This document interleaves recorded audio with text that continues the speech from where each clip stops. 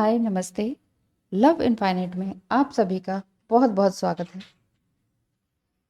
ज्योतिष से आप कैसे जानें कि तलाक योग बन रहा है कि नहीं, इसके बारे में वीडियो बनाने जा रहे हैं और इसे ध्यान से सुन सकते हैं आप। और अपनी कुंडली को देखना अगर आपको आता है तो इस टाइम खोलकर बैठ जाइए और देख लीजिए। आप ये क्यों देखेंगे? क्योंकि हो सकता है कि आपकी लाइफ में आपके हस्बैंड से या आपके स्पाउस से बिल्कुल भी ना बनती हो, बस शादी हो गई है और किसी भी तरह का मन उनके साथ नहीं है। एक गिल्ट सा फील होता है उनके साथ रहने में और किसी तरह से निभा रहे हैं दुनिया को दिखाने के लिए। बाहर से सब कुछ अच्छा है लेकिन अंदर से सब कुछ खत्म है। और अगर आप ट्विन फ्लेम जर्नी में हैं तो आपको ये लगता होगा कि मैं इनकी तरफ क्यों जा रही हूँ या जा रहा हूँ, मुझे इनके साथ नहीं रहना, मुझे ये चाहिए ही नहीं। या समटाइम ये लगता होगा कि मैं कहीं इनको धोखा तो नहीं दे रही या दे रहा। तो ट्विन फ्लेम जर्नी में होने पर बहुत सारी परम्यूटेशन एंड कॉम्बिनेशंस हो जाती हैं। कैसे? इसी तरीके से कोई अनमैरिड है, कोई मैरिड है, कोई दोनों ही अनमैरिड हैं, कभी दोनों ही मैरिड हैं विद किड्स हैं। तो बहुत सारी मुश्किलें हो जाती हैं। कोई डिवोर्सी हैं, कोई अनमैरिड हैं, कोई दोनों ही फीमेल हैं, दोनों ही मेल हैं। तो ये सारी बातें हैं, तो कहाँ जाएं, क्या करें। लेकिन अपने स्पाउस के साथ तो बिल्कुल भी मन नहीं है। मान लीजिए आप ट्विन फ्लेम जर्नी में भी नहीं है तो भी आपको ये लगता है कि मुझे इनके साथ नहीं रहना। हो सकता है वो आपके कार्मिक हों, बहुत ज़्यादा मारते पीटते हों, बहुत ही गलत तरीके का नेचर हो, नार्सिसिस्ट टाइप का हो, जो कि जीवन को बिल्कुल हेल बना दिया हो। समटाइम तो हेल अपने आप से ही लगता है, लेकिन कई बार दूसरे भी देखकर, पड़ोसी भी देखकर बता सकते हैं इनकी लाइफ तो हेल है। तो अगर इस तरह की सिचुएशन है और आप दोनों का कभी भी किसी भी बात में सिमिलैरिटी नहीं बन पाई है तो आप ये सोचेंगे कि क्या हमारा तलाक हो सकता है, विछोह हो सकता है, कब हो सकता है। और आपको थोड़ा बहुत कुंडली भी देखना आता है तो देख लेते हैं कि डिवोर्स का क्या योग बनता है कुंडली में ऋषि पारशर होरा शास्त्र के अनुसार। यदि लग्न में शनि या मंगल की राशि हो, यानी लग्न में 1, 8, 10 या 11 की गिनती लिखी हो और लग्न में शुक्र विराजमान हो तथा 7वां भाव पाप ग्रह युक्त या पाप ग्रह से दृष्ट हो। किसी शुभ ग्रह की दृष्टि 7वें भाव पर ना हो और ना ही कोई शुभ ग्रह 7वें भाव में हो तो तलाक होकर ही रहेगा।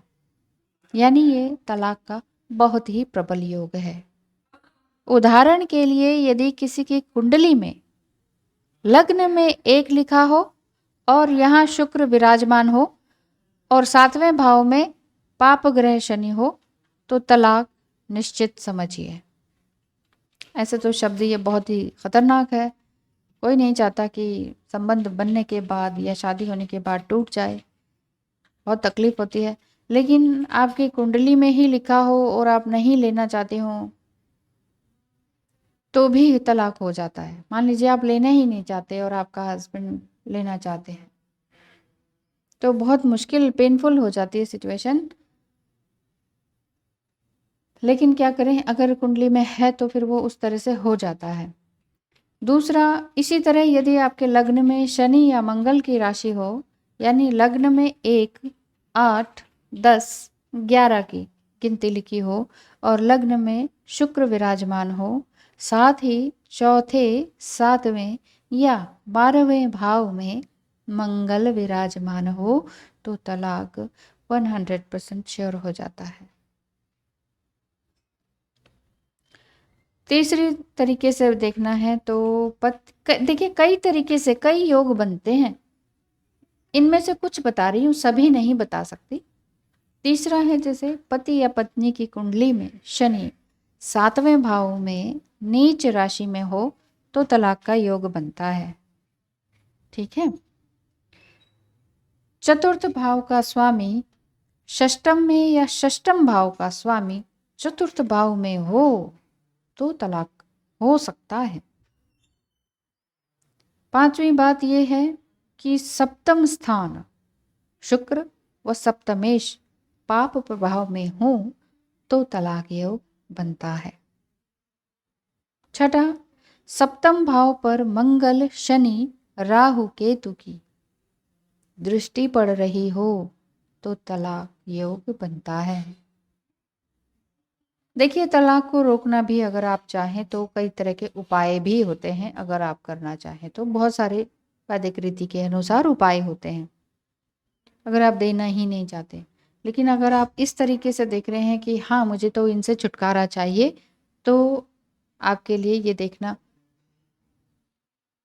कि तलाक योग बन रहा है कि नहीं, ये आपके लिए हेल्पफुल रहेगा। लग्न से 7वें भाव का स्वामी छठे या 12वें भाव में हो तो तलाक का योग बनता है। 8वां योग मैं ये बता सकती हूँ कि सप्तमेश और द्वादेश एक साथ हो तो तलाक योग बनता है। इनकी युति 7वें या 12वें भाव में बने तो तलाक योग प्रबल होता है। 9वां, शनि या शुक्र के साथ राहु लग्न में हो तो तलाक योग बनता है। कुंडली में सूर्य राहु शनि व द्वादेश चतुर्थ भाव में हो तो भी तलाक का योग बनता है। तलाक माने डिवोर्स, विछोड़, अलगाव। बहुत दुखदाई और हॉरिबल शब्द है, लेकिन अगर आप वाकई एक कार्मिक रिलेशनशिप में बंधे हुए हैं और कई साल हो गए हैं, बस अब एक छुटकारा ही चाहते हैं, तो ये आपके लिए सही रहेगा कि आप इस रिलेशनशिप से दूर ही हो जाएं और तलाक ले लें। अगर इसमें है तो आप ले पाएंगे, अगर तलाक योग है ही नहीं तो इसी तरीके से चलता रहेगा जैसा चल रहा है।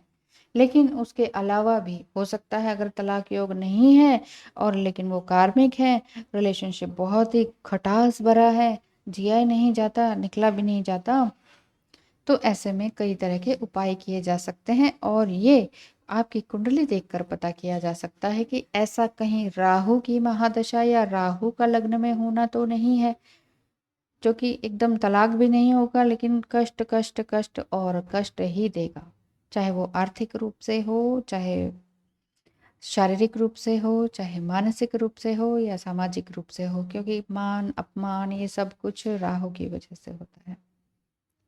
अपमान जो अधिकतर मिलता है, काम जो ठप पड़ता है, दिमाग जो ठप पड़ जाता है, ये सब राहु की वजह से होता है। और हो सकता है कि आपकी या आपके हस्बैंड या स्पाउस की कुंडली में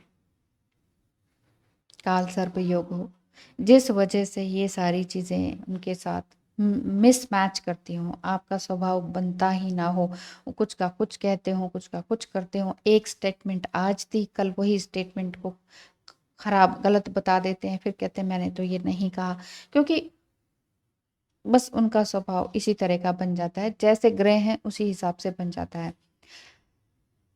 ग्रहों को भी सुधारा जा सकता है, लेकिन अगर कुंडली में ये स्थान, ये जगह, ये भाव पर वो नंबर, वो गिनती अगर लिखी हुई है तो वो सब कुछ होता ही है। लेकिन उसके उपाय भी होते हैं। मान लीजिए आप तलाक देना ही नहीं चाहते तो उसके अलग से उपाय होते हैं।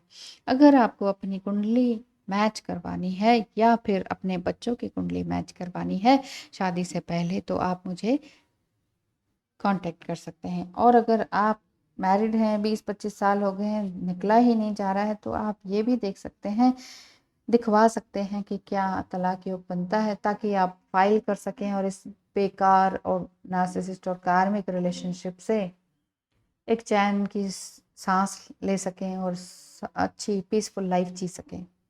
तो ठीक है, आज के लिए इतना ही। Thank you so much. ध्यान रखिए अपना भी और अपनों का भी। नमस्कार।